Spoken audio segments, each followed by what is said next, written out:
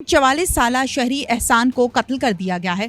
कत्ल करने वाले 2 मुल्जिमान पुलिस की हिरासत में हैं। कत्ल की वजह क्या बनी? मनशियात ये लोग फरोख्त करते थे और 1600 रुपए का लेन देन था। इस 1600 रुपए के लेन देन पर कत्ल कर दिया गया है। मैं नशाद बेचता था, वाइट बेचता था, पाउडर 1.5 साल से। उससे पहले मैं ज्वेलरी का काम करता था। बाइक पे बैठने लगते हैं, मैं ऐसे करके देखता हूँ तो वो ऐसे करके जेब में हाथ डालते हैं। मुझे लगता है ये पिस्तौल निकालने लगे हैं। इतनी देर में अपने दोस्त को कहता हूँ, वो लगता है पिस्तौल निकालने लगा है। इतनी देर में वो पिस्तौल निकाल लेता है, वो फायर कर देता है। जैसे वो पहला फायर करता है, मैं उसको कहता हूँ जल्दी बैठ पीछे चलें, जल्दी बैठ पीछे हम चलें। वो जैसे वो बैठता है, बैठते हुए फिर वो 2 फायर कर देता है। उर्दू पॉइंट की वीडियोस देखने के लिए हमारा चैनल सब्सक्राइब कीजिए और बेल के आइकन पर क्लिक कीजिए ताकि आप हमारी तमाम आने वाली वीडियो से बाखबर रह सकें। अस्सलामुअलैकुम नाज़रीन, उर्दू पॉइंट से मैं हूं आपकी मेज़बान तहमीना शेख। नाज़रीन, 44 साला शहरी एहसान को कत्ल कर दिया गया है। कत्ल करने वाले 2 मुल्जिमान पुलिस की हिरासत में हैं। कत्ल की वजह क्या बनी? मनशियात ये लोग फरोख्त करते थे और 1600 रुपए का लेन देन था। इस 1600 रुपए के लेन देन पर कत्ल कर दिया गया है। मुल्जिमान को गिरफ्तार कर लिया गया है और मनशियात ये कब से बेच रहे हैं और इस मकरू धंधे में कब से मुलव्विस हैं, इस पर हम बात करते हैं मुल्जिमान से। क्या नाम है तुम्हारा? मलक साकिब। क्या करते हो? मैं नशाद बेचता था, वाइट बेचता था, पाउडर 1.5 साल से। उससे पहले मैं ज्वेलरी का काम करता था, जुड़ाई का। पाउडर बेचने की तरफ कैसे आए? ये चाचू ही लाया था समनाबाद में आज से 5 साल पहले। और समनाबाद में तब कोई भी नहीं पीता था, किसी को भी नहीं लगा हुआ। तुम लोगों ने कहा हम जिम्मेदारी लेते हैं। जिम्मेदारी नहीं लेते मैडम। हमने ये कहा था कि हमने उन्होंने कहा कि बेचोगे, हमने कहा कि नहीं हम बेचेंगे नहीं, लेकिन तब तक मैं चर्स पीता था। अच्छा ये बताओ कि 1.5 साल से तुम मनशियात जो है उसको फरोख्त करते थे, इससे पहले तुमने नहीं की। कितने स्टूडेंट्स को खराब किया?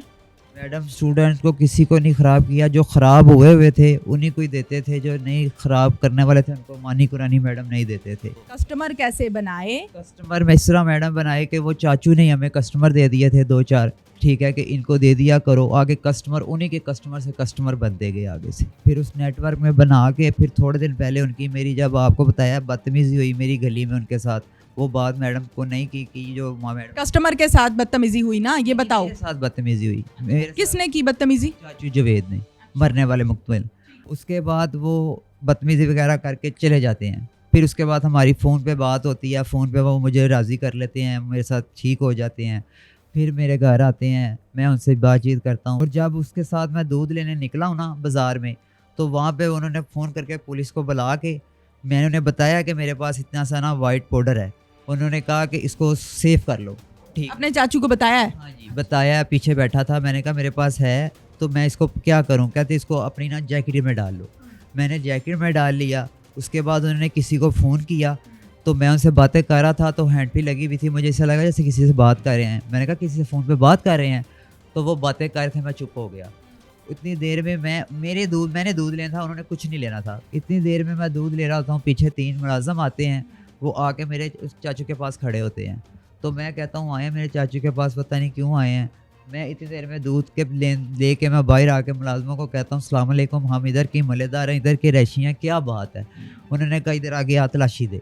उन्होंने मेरी किसी जगह से कहीं से तलाशी नहीं ली, सीधा मेरी जेब में हाथ डाला और वो निकाल लिया। निकालते साथ मुझे कहते हैं ये आइस है। मैंने कहा नहीं ये पाउडर है। उसके बाद मैंने उन्हें कहा कि ठीक है। वो कहते कि जी चलो थाने। हमने कहा ठीक है। वो उन्हें भी कहते चलो। इतनी देर में उन्होंने कहा मैं क्यों चलूँ हैं?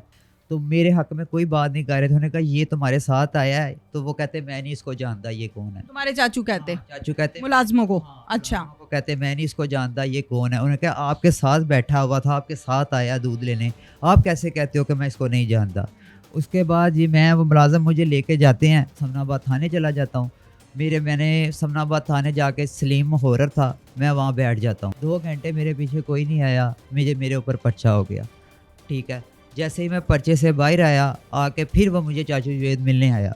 तो उसने मुझे कहा कि यार देखना। मैंने कहा चाचू छोड़ें, जो बात हो गई है रफ़ा दफ़ा हो गई है, छोड़ें, ये मौज़ा ही हो गया। फिर उन्होंने मुझे राज़ी किया, फिर वो मुझे देने के लिए आए।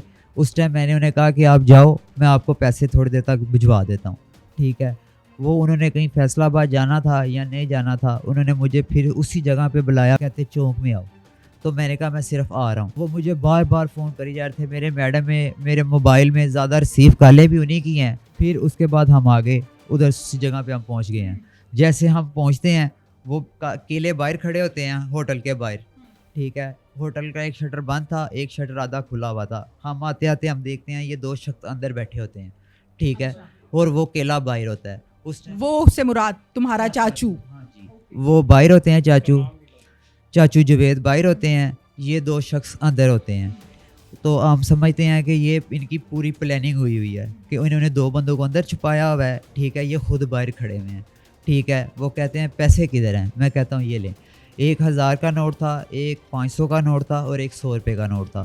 میں ان کو پیسے دیتا ہوں, وہ جیب میں ڈالتے ہیں. اتنی دیر میں وہ کہتے ہیں ٹھیک ہے بیٹا کوئی بات تو نہیں. میں کہتا ہوں نہیں. جانے وقت میں کہتا ہوں اب میں نے آپ سے کوئی چیزیں وغیرہ نہیں لینی. وہ مجھے پھر گالیاں نکالنے شروع کر دیتے ہیں. گالیاں نکالتے ہوئے میں کہتا ہوں چھوڑے میں نے گھر جا رہا ہوں. میں اپنے دوست کو کہتا ہوں پیچھے بیٹھو چلے ہم.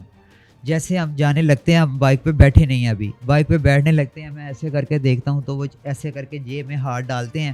مجھے لگتا ہے یہ پستول نکالنے لگے ہیں. اتنی دیر میں اپنے دوست کو کہتا ہوں, وہ لگتا ہے پستول نکالنے لگا ہے. اتنی دیر میں وہ پستول نکال لیتا ہے, وہ فائر کر دیتا ہے. جیسے وہ پہلا فائر کرتا ہے میں اس کو کہتا ہوں جلدی بیٹھ پیچھے چلیں, جلدی بیٹھ پیچھے ہم چلیں. وہ جیسے وہ بیٹھتا ہے, بیٹھتے ہوئے پھر وہ 2 فائر کر دیتا ہے. اس کے بعد ہم جیسے بیٹھ کے تھوڑی سی ڈرائیو کرنے لگتے ہیں, اتنی دیر میں یہ اندر سے نکلتے ہیں, یہ ہمارے پیچھے فائر کر دیتے ہیں. فائر کے دوران ہمیں نہیں پتہ چلتا 2 مجھے لگ گئے ہیں, 2 اس کو لگ گئے ہیں. پتہ کیا نہیں چلا؟ یہ فائر یہ نہیں پتہ چلا ایک لگا کہ 2 چلے ہیں, یہ پتہ چل گیا کہ ہمیں فائر لگ گئے ہیں, ٹھیک ہے. وہاں سے پھر ہم بائک اٹھاتے ہیں, میں پھر وہاں سے ڈرائیو کرتا ہوں, ٹھیک ہے. ہمارا اس ٹائم ذہن یہ ہوتا ہے کہ ہم گرین ٹون. اچھا, تمہیں گولیاں لگی ہوئی ہیں اور تم ڈرائیو کر رہے ہو, ٹھیک ہے. ٹھیک ہے. وہ میری ذرا حالت ٹھیک تھی, اس کی دوست کی حالت فل زخمی تھی, اور وہ رستے میں یہی کہہ رہا تھا کہ میں نے مر جانا ہے, میں نے نہیں بچنا, میں نے مر جانا ہے, میں نے نہیں بچنا. تو میں نے اسے کہا حوصلہ رکھ, کلمہ پڑھ. میں بھی کلمہ پڑھ رہا ہوں, اللہ خیر کرے گا. اتنی دیر میں مجھے یہ بھی نہیں پتا تھا کہ انہیں فائر لگ کے وہ ڈیڈ ہو گئے ہوئے ہیں, ٹھیک ہے. میں نے سیدھا یہاں سے سیدھا شیخ زید سیدھا شیخ زید میں نے اسٹینڈ پہ بائک نہیں لگائی. رستے میں نے بائک اندر جیسے ہی اندر انٹر ہوا ہوں, اسٹینڈ کے ساتھ ہی وہ بیریئر تھا, میں نے بیریئر پہ ہونڈا لاک کیا کر کے ہم بھاگے ہوئے اندر جا رہے ہیں. ہم رولا یہ ڈالے جا رہے ہیں, ہمیں فائر لگے ہوئے ہیں, ہمارا علاج کریں, جلدی کریں, ہمیں فائر لگے ہوئے ہیں, ہماری جان نکل رہی ہے, ہماری جان نکل رہی ہے, ہمیں کچھ ہو جائے گا. تو اتنی دیر میں ہماری کوئی بات نہیں سن رہا تھا وہاں پہ میڈم. وہ ایمرجنسی کی طرح کوئی کہتا تھا ادھر ہے, کوئی کہتا ادھر ہے. اتنی دیر میں ہماری اور حالت خراب ہوتی جا رہی تھی. پھر ایک شخص بولا کہ آپ یہاں سے سیدھے الٹے ہاتھ ہو کے ساتھ ہی آگے جاؤ گے, آگے ایمرجنسی ہے. جیسے ایمرجنسی میں پہنچے ہیں, ہمیں پہلے بھی پتہ تھا کہ یہ پولیس کیس کے بغیر وہ ٹریٹمنٹ نہیں کرتے. میں نے وہاں پہ کہا کہ جی ہمیں تو کیس پڑے ہیں, ان کے ساتھ ہماری مزاحمت ہو گئی ہے جس میں ان کو بھی فائر لگے ہیں, ہمیں بھی فائر لگے ہیں, ٹھیک ہے. اس کے بعد جب ہماری تھوڑی سی حالت بہتر ہوئی, پھر میں نے انہیں صاف بتایا. تمہارا کیا کردار ہے اس کیس میں؟ میرا کردار اس میں یہ ہے کہ میں نے جو مقبول ہے وہ میرا دوست بھی تھا اور بھائیوں جیسا تعلق تھا میرا اس کے ساتھ, اور میں نے اس کے لیے یہ قدم اس لیے اٹھایا کہ اگر میں یہ قدم نہ اٹھاتا تو یہ نامعلوم پرچہ ہو جانا تھا اور ملزمان کا پتہ نہیں چلنا تھا.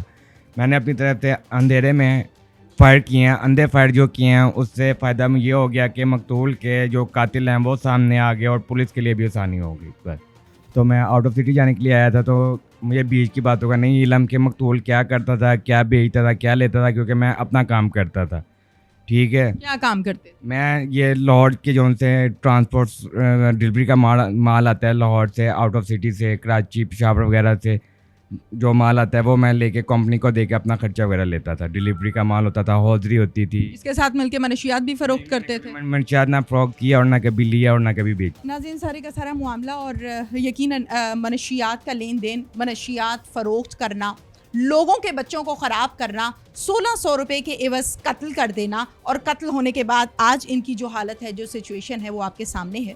ایس پی انویسٹیگیشن عبدالوہاب صاحب سے بھی اس پر ہم بات کریں گے. آئیے میرے ساتھ. وہاب صاحب, الحمدللہ جس طرح سے ملزمان کو ود ان فیو آورز ان کو آپ لوگوں نے گرفتار کیا ہے, آپ کیا کہیں گے کہ یہ کیس سارے کا سارا صرف اور صرف ایک 1600 روپے کے لین دین پر تھا, منشیات کا وہ کام پچھلے 1.5 سال سے کرتا تھا, کیا کہیں گے اس حوالے سے آپ؟ جی بسم اللہ الرحمن الرحیم. اس کو میں یہ کہوں گا کہ 1600 روپے کا کیس تو نہیں کہہ سکتے, ہم اس کو منشیات کے لین دین کا کیس کہہ سکتے ہیں. ان کا یہی بزنس تھا اور اس بزنس میں ان کو 1600 روپے اہم نہیں تھے, لیکن ان کی آپس کی جو رقابت تھی یہ ان کو کافی زیادہ جو ہے نا وہ وجہ تنازع بنی. تو اسی وجہ سے انہوں نے ایک دوسرے کے پہلے بھی ایک دوسرے سے خائف تھے, اور جیسے ہی انہیں لگا کہ شاید فائر ہو رہا ہے ہمارے اوپر تو انہوں نے پہلے فائر کر کے تو جو مقتول تھا جاوید اس کو قتل کر دیا. بالکل اس کو قتل کیا گیا ہے. وہاب صاحب یہ بتائیے گا, ایک جنرلی میں اس پر آپ کی رائے لینا چاہتی ہوں. ہمارے ہاں ہم کسی بھی ٹاؤن کو چیک کرتے ہیں, ہم کسی بھی سوسائٹی کو چیک کرتے ہیں تو وہاں پر منشیات فروخت اور ساتھ میں پورے کے پورے گینگ موجود ہوتے ہیں, ان کا پورا نیٹ ورک ہوتا ہے. نو ڈاؤٹ پولیس اس پر کام کر رہی ہے اور پہلے کی نسبت اب تو بہت بہتر کام کر رہی ہے, لیکن اس کے باوجود یہ سلسلے چل رہے ہیں, ختم نہیں ہوئے. تو کیا وجوہات, کیا ریزنز ہو سکتی ہیں اس کی؟ جی اس کی تو ملٹیپل ریزنز ہے, سوشو اکنامک ریزنز ہیں کافی. اس میں ایک یہ ہے کہ عرصہ دراز سے جو منشیات فروش ہیں وہ پہلے کوئی بزنس تو نہیں کرتے تھے, وہ منشیات فروشی کرتے تھے, ان کے باپ دادا بھی منشیات فروشی کرتے تھے. اب پولیس جب اپنی کارروائی کرتی ہے, انہیں کورٹس میں بیچتی ہے, تو وہاں پر ظاہر کرمنل جسٹس سسٹم میں ان کو ایک سسٹم سے گزارا جاتا ہے, اور جب سسٹم سے گزارنے کے بعد یہ واپس آتے ہیں تو پھر یہی کام شروع کر دیتے ہیں. تو اس حوالے سے ہماری کارروائیاں جاری ہے, اس کا تدارک بھی کر رہے ہیں, گینگز کے لیے بھی ہم ایکٹیولی کام کر رہے ہیں, اس کی موجودگی تک پہنچنے کی کوشش کرتے ہیں. اور یہی وجہ ہے کہ آپ کو گئے بگائے یہ خبریں بھی ملتی ہوں گی کہ جی 20 کلو منشیات پکڑی گئی, 50 کلو منشیات پکڑی گئی. بیسکلی یہ جو سپلائر ہوتے ہیں ان پر بھی ہم کام کر رہے ہیں, لیکن میرا جہاں تک مشاہدہ ہے وہ یہ ہے کہ اس پر سوسائٹی کو ایز اے ہول کام کرنا پڑے گا. منشیات چونکہ یہ فروخت کرتے ہیں نوجوان طبقے کو, تو اس حوالے سے نوجوان طبقے کی ایک ہمارے پاس ان کی مانیٹرنگ ہونا بہت ضروری ہے, اور والدین کو بھی چاہیے کہ وہ اپنے بچوں کی حرکات و سکنات پر نظر رکھیں اور ہمیں بتائیں کہ اگر اس کی حرکات و سکنات کوئی اس قسم کی ہے جس کی وجہ سے, کیونکہ ایک نوجوان کا منشیات پہ لگ جانا بیسکلی پوری نسل کا تباہ ہو جانا ہوتا. اس کے والدین بھی پریشان ہیں, اور اگر وہ شادی شدہ ہے تو اس کے بیوی بھی پریشان ہے, تو بچے بھی پریشان ہیں, اور وہ ایک ایسا وشیس سرکل جنریٹ کرتا ہے جس سے نکلنا ناممکن سا ہو جاتا ہے. جی تو ناظرین, انویسٹیگیشن آفیسر واجد جہانگیر ہمارے ساتھ اس ٹائم موجود ہیں, ان سے جانتے ہیں کہ اس کامیاب کارروائی کو کرنے میں ان کو کیا کیا مشکلات پیش آئیں اور اصل کہانی کیا ہے. جی پلیز, یہ سر دست تو ایک بلائنڈ مرڈر ٹائپ تھا. اس پہ کافی ہمیں جب موقع پہ گئے چیزیں جو ہیں وہ مزید کھلی, اور اس پہ جو موقع پہ جو ایویڈنسز تھے وہ کلیکٹ ہوئے, تو چیزیں کھلتی گئیں اور ہمیں پتہ چل گیا اس میں کہ یہ ایک طرح کی کراس فائرنگ ہوئی اور منشیات فروشی کا جھگڑا تھا.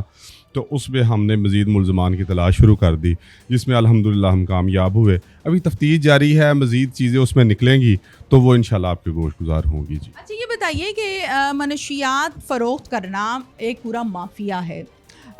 آپ اپنے علاقے کو دیکھتے ہیں, جو بھی معاملات ہوتے ہیں اس کو آپ کنٹرول کرتے ہیں, ان کو گرفتار کرنے میں اور اس سارے نیٹ ورک کو جاننے میں کیا کیا مشکلات پیش آئی ہیں؟ جی بالکل, اس میں دیکھیں لاہور پولیس کی طرف سے اسپیشلی جو ہمارے سی سی پی او صاحب ہیں اور ہمارے ایپس ہیں, ان کی کلیئر پالیسی ہے کہ بالکل بھی کسی کو بھی زیرو مارجن پہ بھی جو ہے ہم ان کو ڈیٹیکٹ کر کے ان کے انجام تک پہنچاتے رہتے ہیں. یہ آپ کے نوٹس میں ہیں چیزیں. اور اس کے علاوہ یہ جو اکا دکا جو واقعات ہو رہے ہیں اس میں ہم نے بھرپور کوشش کر کے کارروائی کر کے ان کو سائنٹیفکلی اور جو ہے ٹیکنیکلی ان کو ڈیٹیکٹ کر کے تو ان کو پکڑا ہے, اور الحمدللہ اس لعنت سے بھی ان قریب جو ہے ہم نمبردہ آزما ہوں گے اور اس سے چھٹکارا ہو جائے گا انشاءاللہ. ہم نے کارروائی کر کے جو ہے اب انشاءاللہ اس کیس میں تو جو ہے یہ لمبے جائیں گے, اور یہ معاملہ جو ہے اس حد تک پہنچ گیا ہے کہ مرڈر کی حد تک معاملہ چلے گا, اور انشاءاللہ اب جو ہے یہ جلدی باہر تو نہیں آ سکیں. کیس اچھا ہے, اس میں جو ایویڈنسز بھی جو ہیں ہمارے پاس مزید کلیکٹ کر رہے ہیں, انشاءاللہ اچھا کیس بنے گا. ناظرین, جس طرح سے ہمیں انچارج انویسٹیگیشن نے بھی تمام کی تمام جو کارروائی ہے وہ سنائی ہے, یقیناً ہمیں اپنے بچوں کی خود سے کیئر کرنی ہے. ہم جب بھی اپنے کسی ٹاؤن اور سوسائٹی کو دیکھتے ہیں یا اس پر جب گہری نگاہ ڈالتے ہیں تو شر پسند عناصر بھی وہاں پر موجود ہوتے ہیں اور اچھے لوگ بھی وہاں پر موجود ہوتے ہیں. شر پسند عناصر سے نئی نسل کو بچانا میری اور آپ کی, ہم سب کی ذمہ داری ہے. اس کے ساتھ ہی اپنی میزبان تہمینہ شیخ کو اجازت دیجیے. اللہ حافظ.